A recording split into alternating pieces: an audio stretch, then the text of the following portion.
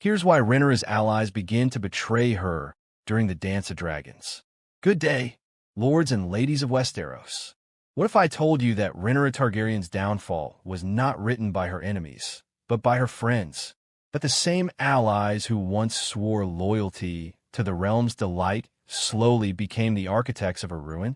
Stay tuned, because today we are diving deep into how betrayal brewed, not just in King's Landing, but within Rhaenyra's own circle during the Dance of Dragons, the most devastating civil war in Targaryen history. And before we ride our dragons straight into chaos, make sure you subscribe to Westeros Throne and click that bell icon, so you never miss another fiery deep dive into the Seven Kingdoms' most scandalous secrets. All right, saddle up. This is not your average Targaryen tragedy. This is a masterclass in how power, pride, and paranoia can burn down everything you've built, even your own dynasty. Let's start where loyalty first starts to crack, with the small yet telling moments that reveal the truth. Nobody stays loyal in Westeros forever. Rhaenyra's court at Dragonstone was meant to be a powerhouse of trust and unity. She had dragons, lords, and enough silver hair to make even Valyria jealous. But behind the silks and banners, her so-called allies were already calculating their odds. When Viserys died, Rhaenyra's supporters swore to uphold her claim against Aegon II. They toasted her as the rightful queen, draped her in black and red, and shouted her name from Driftmark to the Vale. But the instant the war dragged on and the crown grew heavier than gold, some of those cheers started to sound like whispers. Whispers that said, maybe the other side will win. Because here is the brutal truth. Loyalty in Westeros is only as strong as your chance of survival. And the second that chance drops, even the most devoted bannerman starts looking for the nearest exit. Take House Velaryon, for example, the backbone of Rhaenyra's military power. Corlys Velaryon, the sea snake himself, was the ultimate ally. Rich, influential, and commander of the largest fleet in the realm. But Corlys was also a man who knew when the tides were turning. Initially, he threw everything behind Rhaenyra, ships, soldiers, and his grandchildren. But as the war's chaos deepened and Rhaenyra began to alienate her council with her unpredictable temper, Corlys started questioning if the queen he backed was still the ruler he believed in. When her paranoia peaked, executing those she suspected of betrayal without solid proof, Corlys' loyalty cracked like dragon glass under pressure. It is poetic irony, really. The man who helped her rise from exile at Dragonstone eventually became one of the silent reasons her empire began to crumble. Not through open rebellion, but through hesitation. Hesitation that cost her battles, men, and momentum. Now, let's talk about Sir Criston Cole, a man whose betrayal defined the term switching sides. This guy went from Rhaenyra's sworn protector to Aegon's hand of the king. He was like the Westerosi version of that ex who becomes your worst enemy. Why did he turn? Power, pride, and bruised ego. Some say he was humiliated after being rejected by Rhaenyra. Others argue he simply recognized that Aegon's side had the stronger hand once King's Landing fell into chaos. Either way, his defection was a dagger to her campaign. He turned the Green's forces from a disorganized mob into a lethal army. Criston Cole's betrayal stung because it was personal. He knew Rhaenyra's strategies, her strengths, her vulnerabilities. He did not just leave. He weaponized his knowledge against her. That's like your most trusted advisor becoming your rival's war strategist. Brutal. But the real storm was brewing inside Rhaenyra's own mind. The war changed her.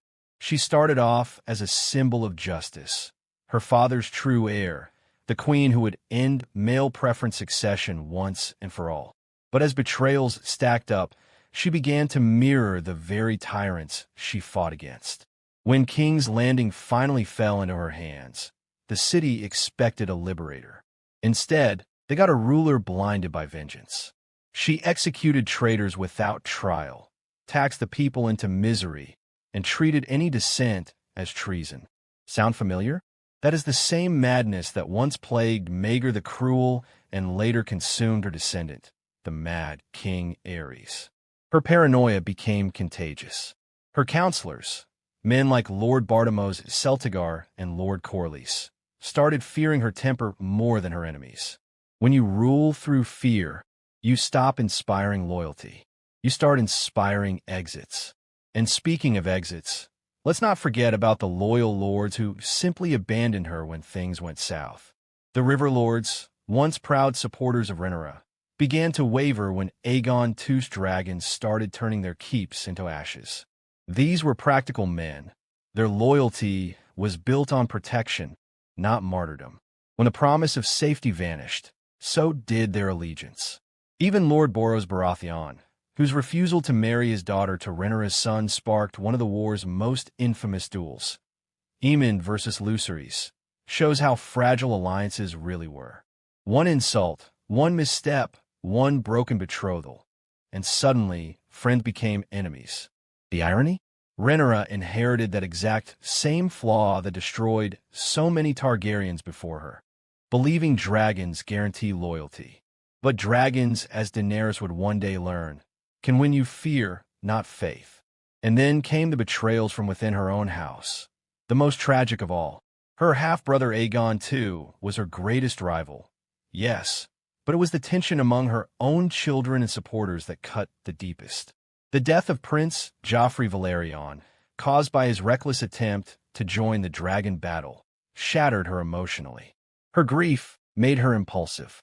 She began suspecting plots everywhere. Friends became suspects, and loyalty became a myth. It was not long before people started wondering, if the queen could turn on her own allies, why should they die for her cause? One of the most chilling examples of betrayal was when the people of King's Landing themselves turned against her. Remember, these were the same citizens who cheered her entrance into the capital. But after her horror, it all came to a head with the storming of the Dragon Pit. The very citizens she ruled, manipulated by fear and hunger, turned on her dragons, her greatest source of strength. One by one, those mighty beasts were slaughtered by commoners who had finally had enough. What makes Rhaenyra's story so hauntingly powerful is how it mirrors real political collapse. It is the Game of Thrones formula perfected. The higher you climb, the deadlier your fall. Every ally she lost was not just a tactical setback. It was a reflection of how isolation eats away at leadership. She began the war surrounded by loyalists, dragons, and promise. She ended it surrounded by ashes, betrayal, and ghosts of what could have been. It is Shakespearean tragedy meets Valyrian fire. But let us not forget, her betrayals were not born in a vacuum. The Greens played the long game. Otto Hightower's manipulation was masterful. He understood human nature better than any dragon lord ever could. While Rhaenyra tried to rule through power, Otto ruled through influence. Thank you for watching Westeros Throne.